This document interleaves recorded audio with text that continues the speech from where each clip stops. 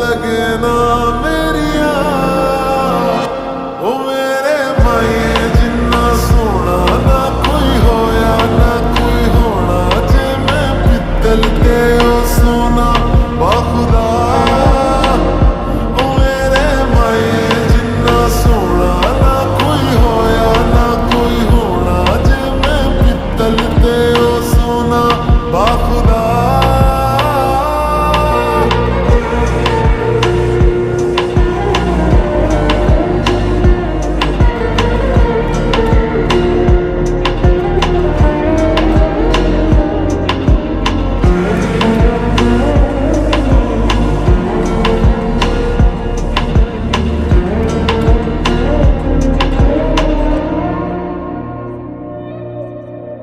तेरा मिलना ही मेरी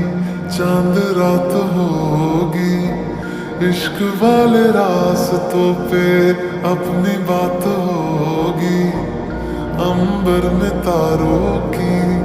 बारात होगी ढूंढेगी ये दुनिया पर तू मेरे साथ होगी बाकी सारे साल में रहना तेरे नाल में ख्वाहिशां में चन्ना मेरिया महत्त्व दिन्छन्। उनको सानो साथीहरूको घेरा त्यस्ता मानिसहरूले बनेको हुन्छ जसले समयसँगै आफ्नो इमानदारी, वफादारी र साथको मूल्य प्रमाणित गरेका हुन्छन्।